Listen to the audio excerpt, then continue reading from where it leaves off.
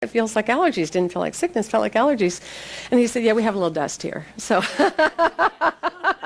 and I thought, oh, well, that could be it. So I am just aware that my throat is a little bit dusty, so I'm going to be drinking periodically.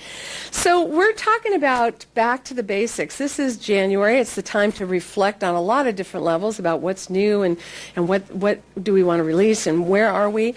And going back to the basics is an opportunity for us to revisit our foundational beliefs. As religious scientists, as part of science of mind and spirit, what do we really believe, right? What do we believe and why? And how is it working for us? We get to take a look at refreshing those beliefs and refining, because I don't know about you, but over the course of time, I tend to make up what it really means. You know, it's like I know my thoughts create things except on Tuesday when I'm really, tweaked off at somebody and whatever. And over the course of the year, if I don't go back and revisit and reattune and realign myself, I can get slightly off course. And if too long goes by, I'm pretty far off course from the foundational beliefs. So this, for me, is one of my favorite times of year to get to go back and revisit and just kind of see where I am, reset, and then also be able to deepen. How do I want to look at this deeper? Because every single thing we believe doesn't just live here, does it? It just, the more we explain, the more we play with it, the more we experience life, the deeper it goes, doesn't it? And I don't know about you guys, but I don't want to be the same exact person I was this time last year. I want to expand and do some new stuff. I get bored way too easily. So the thing itself can be actually summarized as one universal mind, with countless individuated forms, which just simply means we're all different, but yet we're all the same. And then the creative force operating according to spiritual principles, so love and law at work, right? And there is no separation. Now, what we've said about this is that we are one mind and yet we're many things. That's kind of one of those divine paradoxes, right? How does that actually work? And it's really about the fact that even though we are all one, the divine experiences itself through individuating, and we get to be all uniquely different, but yet we're all completely connected, even though it doesn't feel that way. When we're at our human level self, we can feel very different. But when we go to the core, when we go deeper and sense into what's really true of our essence, we can tell there's no difference. And if we really look with the intention to see God in someone else, we can see him. We can see it. We can see her. We can see whatever we want to call it. Right there. Right? Right there, reflected right back. It's not hard to activate that awareness. It takes practice, but it's not hard to activate it. So our philosophy can be summarized by basically saying this: there's only one life. That life is God's life. That life is perfect, and that life is my life now. We don't need a textbook this fat to tell us this, right? This is the basic philosophy. There's only one life. Just one. That life is God's life. It is the life, the source, the universal mind behind and in and as everything. It's perfect in its unfolding in every way, whether we experience it or not. It comes into our own individual limitations or what we think we can know or not. And that life is my life. There's nothing else for me to be made from. There's nothing else from any of us to be made from. We are that. And while we don't encompass the whole of God, we are fully encompassed by God at every moment, all the time, because that's what we are. We're fully of that. It's just like the wave in the ocean analogy, which we hear so frequently. Every wave is purely ocean, but it is not the whole of the ocean, but it has access to the whole ocean, and we are exactly that in our lives. So there is a power for good in the universe. I thought this was interesting. It came up in the affirmation as well.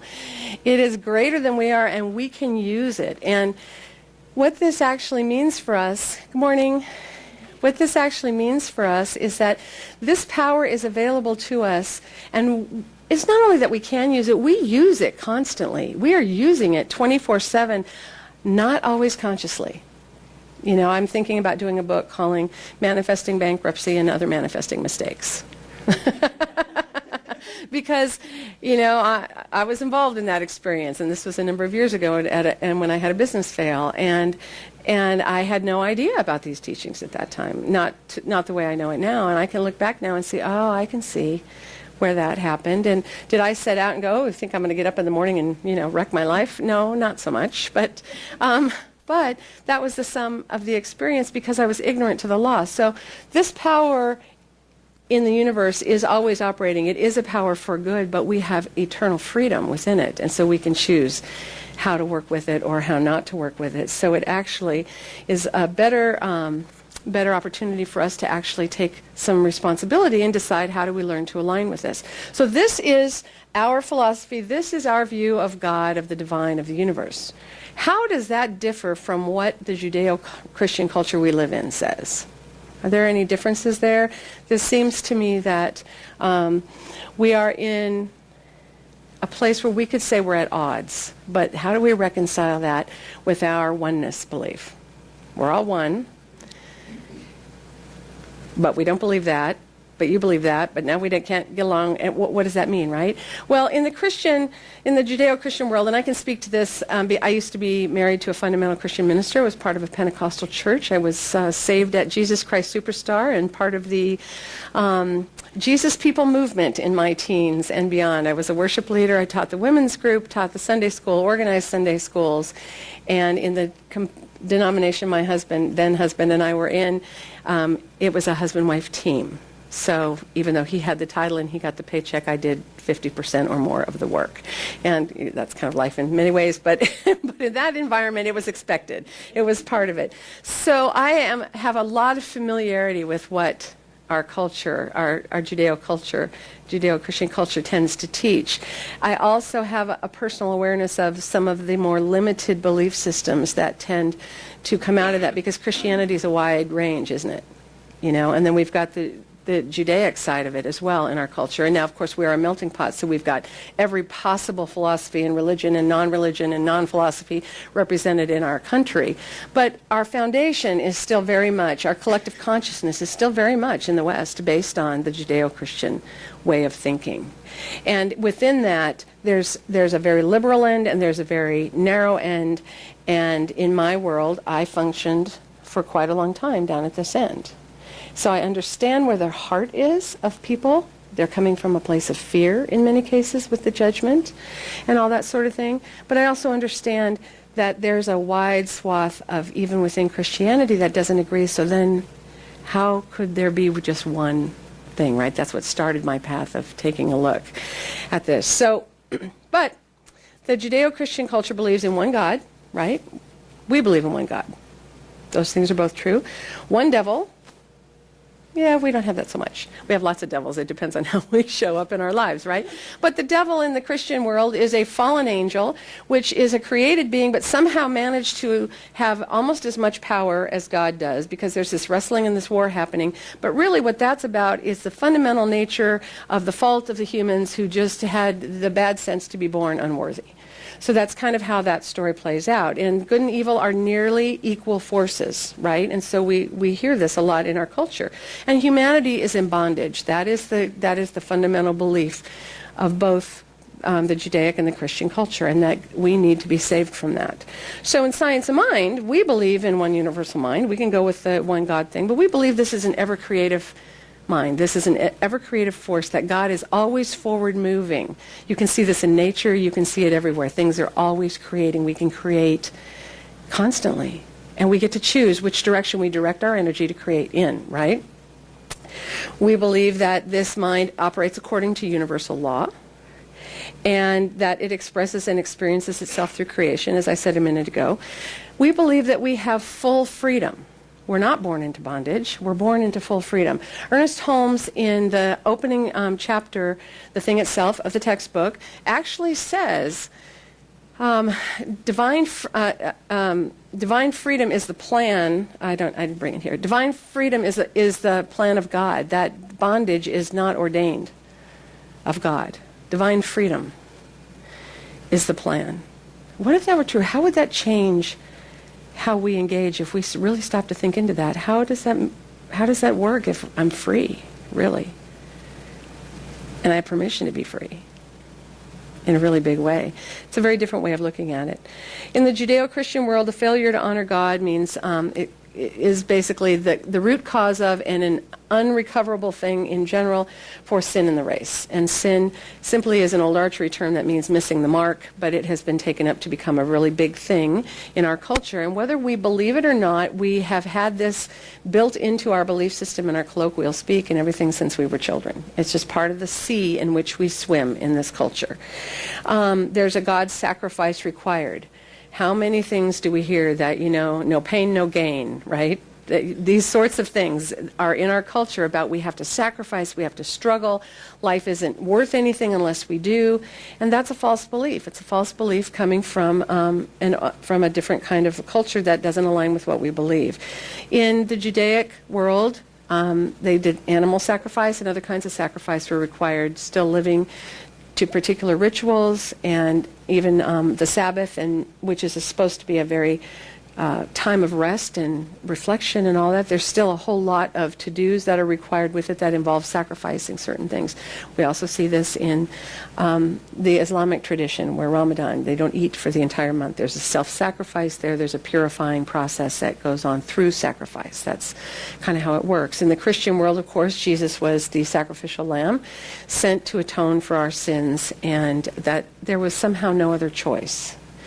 And we live in a universe of infinite possibility and choice. So that's not necessarily in alignment with our particular belief. Jesus was also seen as the great exception. He was he's viewed as a mediator in the Catholic Church in particular. There are a lot of mediation, but here in general Christianity throughout, Jesus is the lamb that basically bought freedom, and then depending on where you are on that scale of liberal or not so liberal, then the way you engage with Jesus and what's required of you to do that as part of your ongoing payment for that gift, if we pay for gifts, is actually one of the things that are demanded. And then we live our lives for the future. And what we know in our teaching is that there is only the eternal now. There's only now. There is no other moment. And so even for those who have transitioned, they're still in the eternal now, in the form that they're in now. Because life cannot be destroyed. And that's the one thing that scientists, quantum scientists, Newtonian scientists, and pretty much every faith tradition and all the ancient mystics agree on, is that life is unending. You cannot destroy energy. And energy is all we are. Energy cannot be destroyed in any fashion. It can only transform. So even our science is teaching this truth. This all aligns with our Science of Mind teaching, which is that we are God in form. We are that. We are the thing within. Now, we can't see the thing, just like we can't see the wind, but we can see the effect of it. But we can experience it within us. We have to go by our own senses in many ways because we're in these human bodies, even though we're spiritual beings having a human experience. And we need to be able to sense into this and really tap into experiencing that deeper part of ourselves, understanding and getting back in touch with where is that essence within me? How do I feel that? How do I manifest that? How can I engage with it in a way that's uplifting and life-giving and life-affirming for me in that? This belief that there's an indwelling God aligns with the teachings of the ages that predates Judeo-Christian culture, it predates Hindu culture. It goes way back throughout all the mystics, way from the very beginning, talking about there is this indwelling God. There is an indwelling spark. Life is lived from within outward. And then once we get it out, we try and talk about it. Anybody here find that our language is a little limited? Yeah, right? Somebody says, what do you believe? You're like, CSL had me produce a video for the movement called What We Believe, because we were so busy defining what we believe in context of what we're not, as opposed to what we are, that putting a tool out there so people could understand how to talk about what we believe was important. And so what we believe is that God is that indwelling presence, and that our language is really limited. And just like the Hindus and the Taoists say, the minute we define it, we've just limited it. So how do you talk about the undefinable? Yeah. So Jesus, to us, was the great example. Jesus was actually the great example that showed us, and he said this over and over, greater things than this you also will do. If you have faith as a grain of mustard seed, you will say to that mountain, be moved, and it will be moved. He didn't say, if you have faith of a grain of mustard seed, you go burn 3 things, and then you come back and do this, and you ask me nicely, I'll move it for you. That is not what he said. You will do this, right? So even in Jesus' own words, he was showing us who he is. We just, in our culture, have had a teaching and a history and a lot of politics that got involved in the creation of what is now the refined version of the Judeo-Christian Bible, that we have been living a story. We've been living a story. And even though, like I said, we don't believe it, it's in our culture. So we feel pieces of it. We have developed some beliefs around it. But really, Jesus and Buddha and Muhammad and Krishna and Mother Teresa and all these other people who have, over the course of time, demonstrated that when you remember who you are and you learn to align with those principles and you work in accordance with who you are, not at odds with how the universe works, brilliance happens. So I like Eric Butterworth had said that, the difference between Jesus and you and me is not that he was created under some special way. He just lived in his divinity, and we tend to live in our humanity. So what would happen if we focused our attention? See this constantly. Jesus was living there all the time. Have you ever had a moment where you're living in your divinity? You can feel it. Something feels different. Something happens differently. You don't, The Secret, when The Secret first came out, everybody was manifesting parking spaces, but it worked, right? Because you knew, I can manifest a parking space because we have this big and small scale. But I love what Ernest Holmes said, where he said, I do not believe that there's any limitation on the universe about size. There is no more life in an elephant than there is in a flea, which is a really different way to measure it than to measure size and scope in a physical realm. If we take it out of the physical up to the first cause area, there is no more life. How can you measure the volume of life? If something's alive, it's alive, right? So therefore, it is no more difficult to manifest a life that works than it is to manifest a parking spot. It really isn't. But it's about us being able to live in our divinity and not just living in our humanity. So just read this. We're going to read this one more time.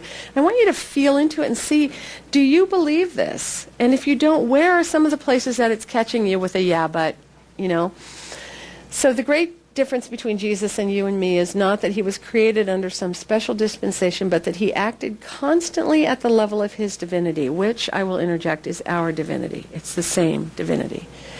Well, we act and react much of the time at the level of our humanity. That's the individuated, individualized part of us, the human side. But it does not negate or lose the connection to the whole. We are immersed in grace and immersed in spirit. What if we learned to live from there? Can you imagine how that would impact your life? Feel any yeah buts? So, all right. So let's take a look at what it's going to take to shift. We all have beliefs that don't serve. So I have a friend who talked about when she was in 3rd grade, she got really mad at her teacher, and so she did this to her from her desk, covering her eyes, and then she got in trouble. I thought, and she said, I was so confused because from my perspective, it totally worked. Well, that's the example. That's the example of a conscious belief, right? Those are conscious beliefs, or we think they work. And in order to shift them, we have to accept that our perspective might be faulty, right? We have to accept that. Some beliefs are hidden or pre-verbal. These are some of the collective consciousness beliefs that I've been talking about. One, for instance, is I'm not good enough. Anybody here besides me struggle with that? I'm not good enough, right? Well, if we are born in original sin, you're right. If that's the measure you're using, you're right. If, however, you're born in original blessing because you are absolutely God in form and that's all you could possibly be, are you right? That's one of those hidden beliefs we need to understand is working in us. It's present. So we need to be aware of it in order to move it up so that we can change that perspective. And that's the good news. We're the ones who can change our perspective. So more accurately, here's the steps to shift. We are going to allow the possibility of another perspective. We're not making anything happen.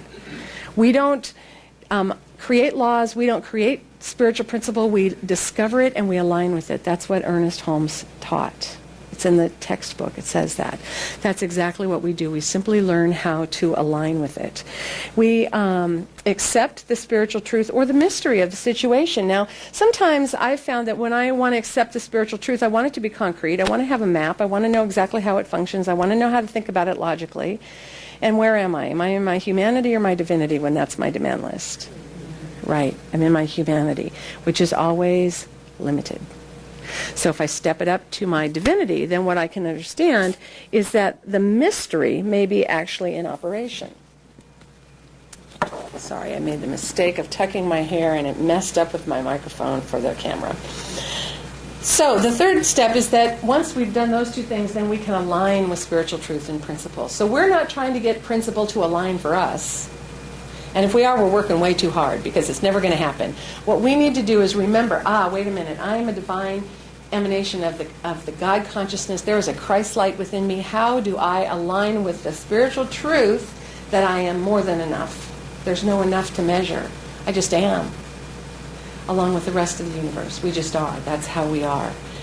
And then we practice. So changing our thoughts to recondition the habit and strengthen our belief and strengthen our awareness and deepen our experience is what we need to do. Now, here it's important to notice that we're not talking about thoughts the way we might think about it.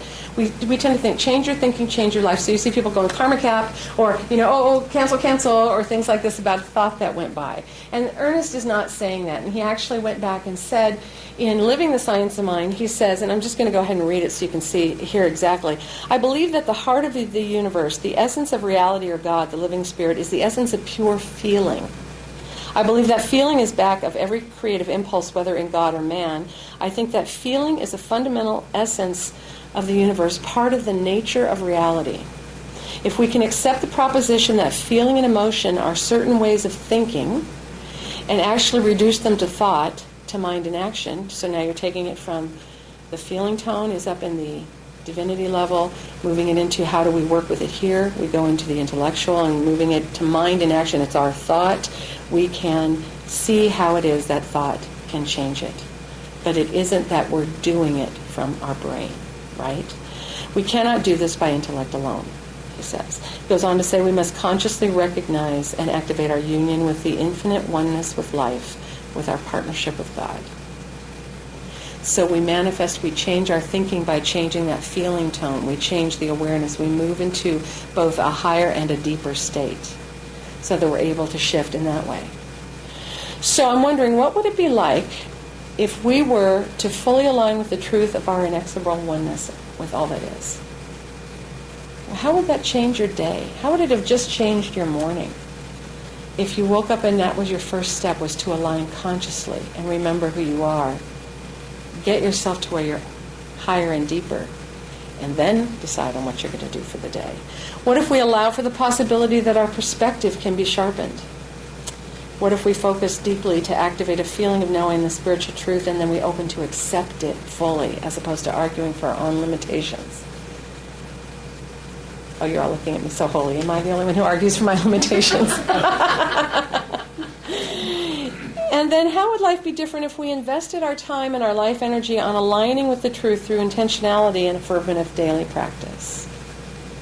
That's the question that I would like us to live with here. How would life be different if we actually activated a deep feeling, a deep awareness, a deep resonance with our knowing of who we are and where we're headed next?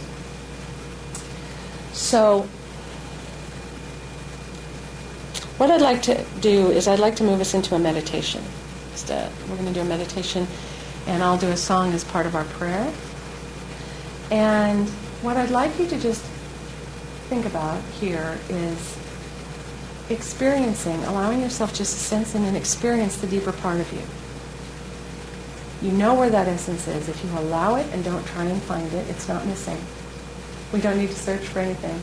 It's within. So just allow it and just let yourself feel that that is with you always. And let yourself feel what it feels like. What is your personal, individualized experience of divine life?